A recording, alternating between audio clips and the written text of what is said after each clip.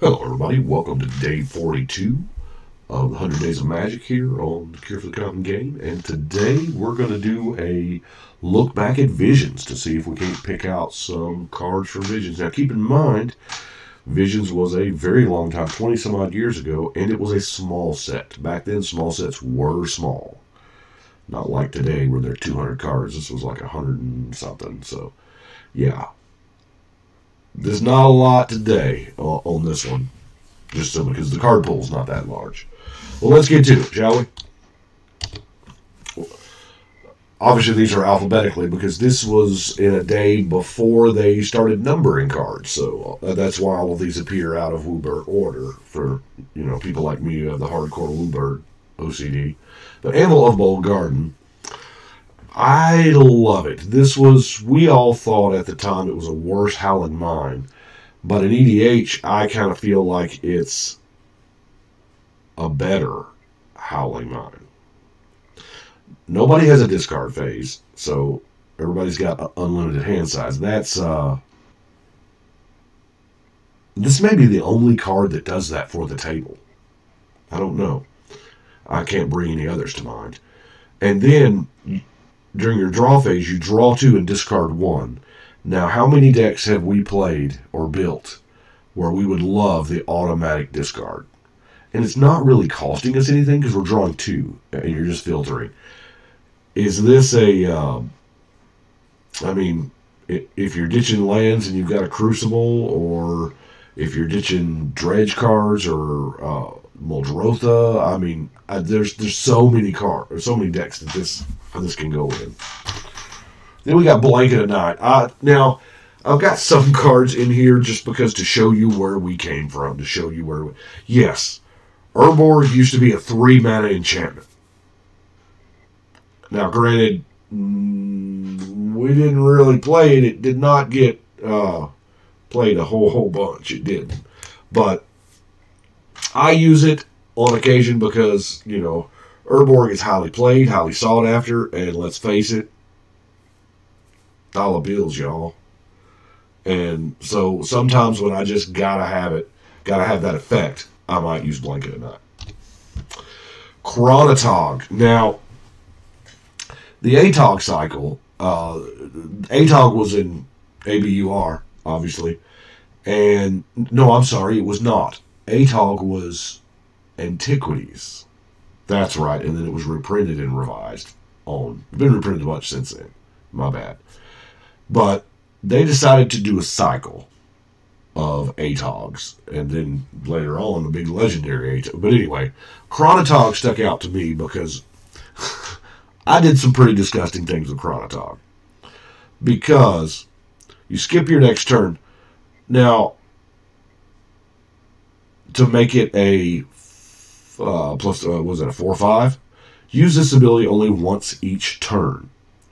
Now, we are in a multiplayer environment, and I don't know that we're going to want to use this ability to, on each player's turn to skip our next 4 turns. But there are decks where you don't want to turn. And actually, I'm in the process of building, mentally building it. I want to, and I know they're out there, but I want to try to come up with kind of my version. So I intentionally have not looked for it or Google searched it or anything. But I used to use Cronatog to get around the stasis payment or cumulative upkeep. If I never have a turn, that I'm just going to keep drawing cards off of Mystic Remora. Now, I had a lot of pitch cards. Of course, we had, Force of Will, Alliances gave us, and, stuff like that. But anyway. City of Solitude. Oh, my gosh. Loved it since the day it saw print. My turn is my turn. Everybody's turn is. So there's no instance your what is that? Baral? Your Baral player is wearing a sad face. He put sadness on the stack. Sadness resolves. Yeah. Only during your turn. My turn is my turn, man. So. Crypt Rats. Now, Crypt Rats is, I think, a very overlooked rat myself. There are, okay, 3-mana 1/1 rat, and it's a pestilence thing. Now, granted, there was a deck that I did I don't remember what it was. It black and white, and it was based on just crazy, stupid amounts of life gain. Now, as it turns out, if you put a Spirit Link on Crypt Rats, because it hits each creature and each player, and these are not Pestilence, because when you pour 4 mana into Pestilence, you get 4 one-shot bursts, which wouldn't work here because the first shot's going to kill it. So if you pour 4 mana into Crypt Rat, it deals 4-shot burst to everything and everybody, netting you a ton of life. So more than likely, I'm dumping in way more than 4. And for added shenanigans, I'm going to put a black ward on it so it don't die. And it's a good way to clear a board. I mean, it's a 3-mana 1/1. You know, it gets overlooked quite a bit. Your older experienced players are going to look at it and know something's up. But later on, if you've got to drop 6 mana into this joker at any time, you can do that at instant speed and clear the board, 7 mana, whatever. Hey, there we are. Desertion. I'll admit, this card is what caused me to sell my Mirror Universe. Way back then when Desertion first came out, we were all playing a big game. I cast Mirror Universe. He cast Desertion. And I put Sadness on the stack. But it's a great card. It's one of those... I wonder if this is... Is this a 75% card? Because it's only as good as what your opponents are playing, like Bribery and Control Magic and things like that. So, I listened to the 75% EDH Rec podcast this morning. So, Desolation. Now, let's read Desolation. At the end of each turn, each player who tapped a land for mana that turn sacks a land. If it's a plane, they take some damage. Now, I know mass land destruction is, of course, frowned upon. But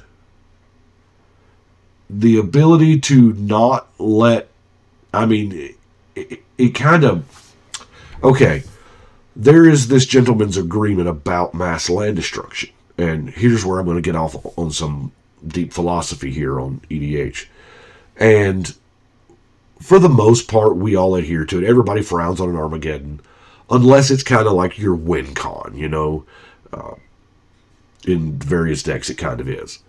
But if you're just playing Armageddon to be playing Armageddon to drag the game out a couple hours, that's what's frowned upon. However, by us all agreeing to that, unspoken gentleman's agreement, we get into, there is a archetype and a color that abuses that. Green, land fetch.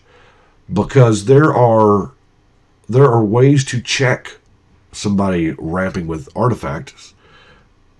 There are ways to check people ramping with creatures. But now, if somebody is turn 1, suspend the tomorrow thing, turn 2 rampant growth, turn 3 Kodama's reach. I mean, that player is getting so far ahead in land count, but yet we've all built our decks not to, like, smack them down. Desolation does that. It will keep that land ramping person in check. And more than likely, we're playing mono black anyway, or heavy black. So, I don't know. I'm kind of on the fence about it, but it spoke to me as that green is taking advantage of the gentleman's agreement. Elephant Grass. Hey, y'all. It's a green. Ghostly Prison propaganda. It's got that cumulative upkeep of 1, which is, you know, it's not fun. Unless, you know, you devote in a cumulative upkeep deck. And we are in green, so we have access to more mana. See you last card. So, black creatures just can't attack you. That's, I mean, it's just blanket. And non-black creatures get propaganded. I don't think I have ever seen an elephant grass out in the wild. I have never seen anyone besides me ever cast it. Absolutely. And I know people out there do, but I love it. I don't even know. I think, are all my elephant grasses in decks? Obviously, we didn't buy as heavy back then as we did now, but then we got the Enchantress. Now, this is an Enchantress. I'm not sure about her reprinting, if she's, but I don't see her in a lot of enchantment decks. But it sure helps out when you're playing that enchantment deck and somebody back to natures you or tranquilities. Although if they cast tranquility, you need to ask them why they're not playing back to nature. But, you know, same card, 1 more mana or 1 less, depending on how you look at it.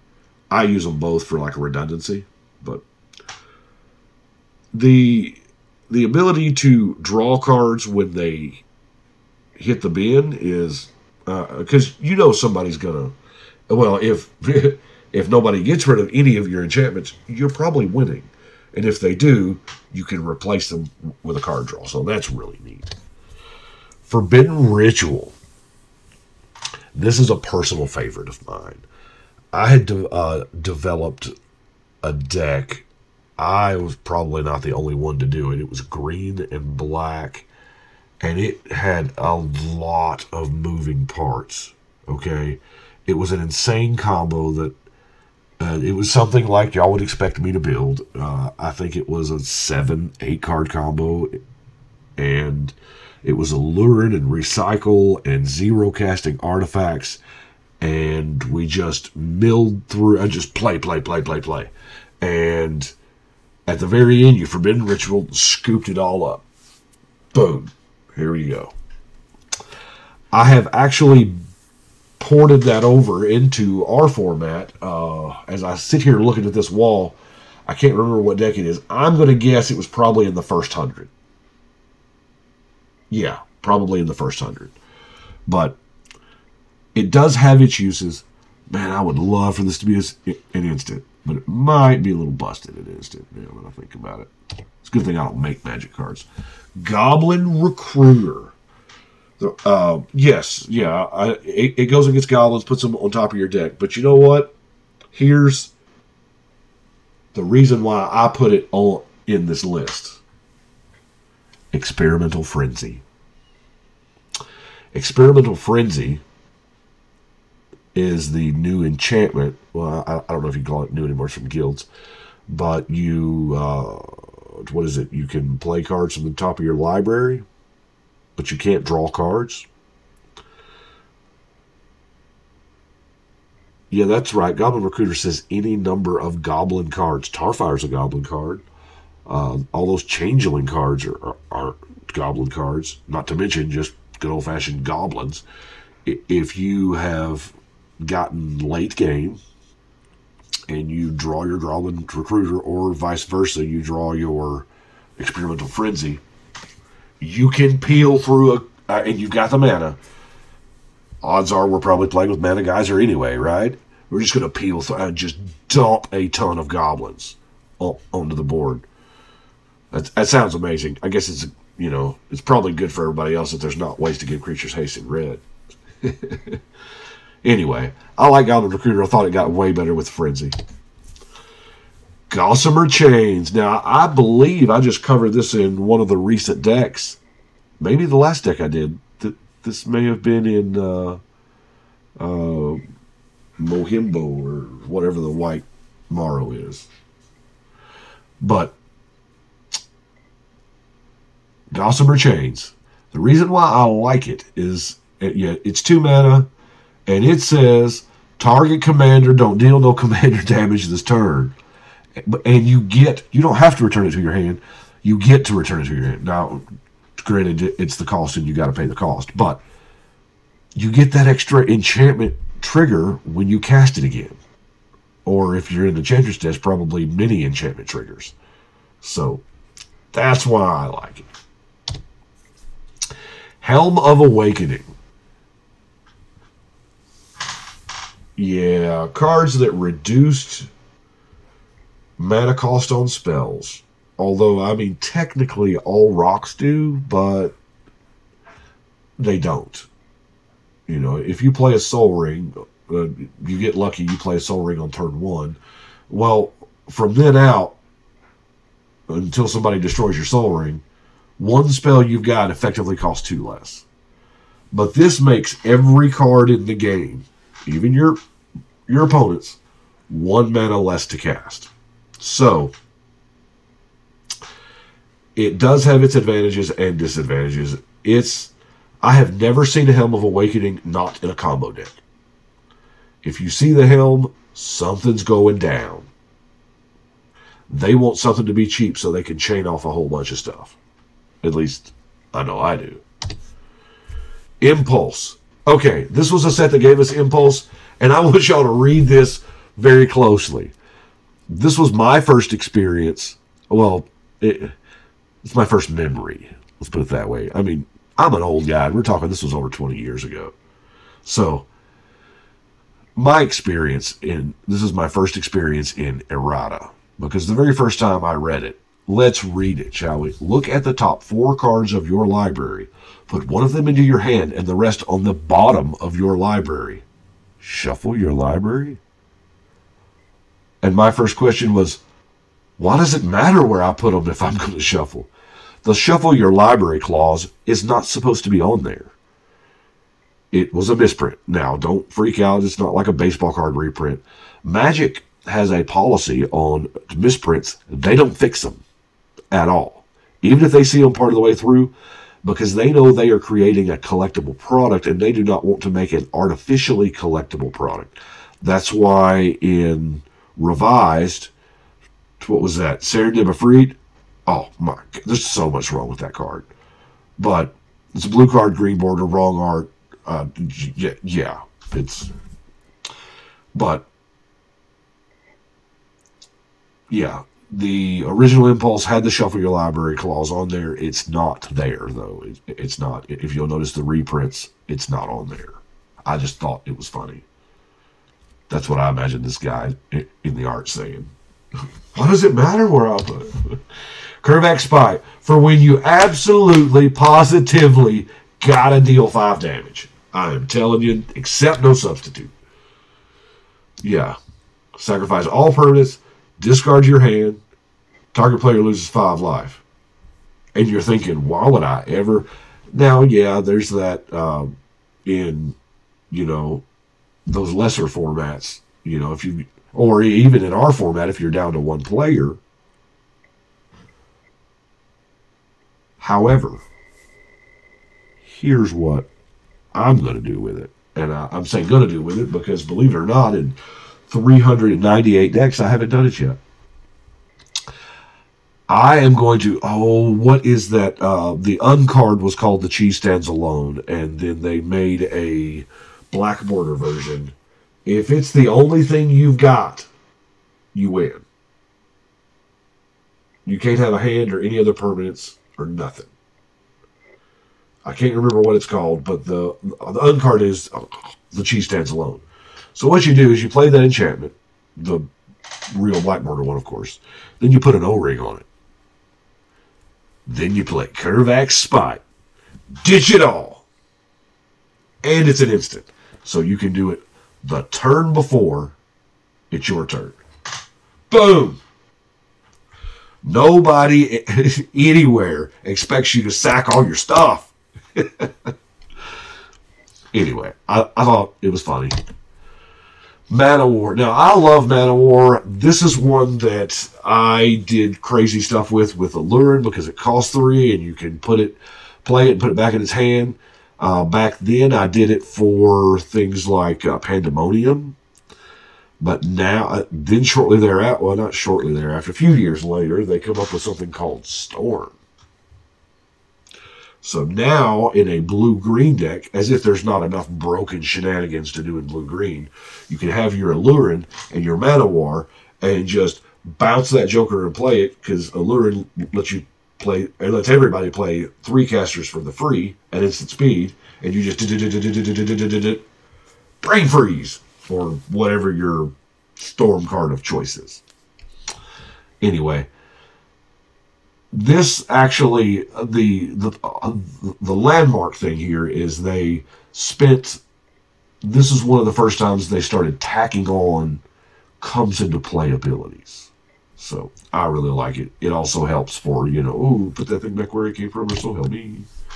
And that is what I had for Visions. Now, like I said, there's many cards I didn't speak of, and I'm not saying that those aren't awesome cards for EDH, but they are more niche cards that fit maybe 1-2 decks.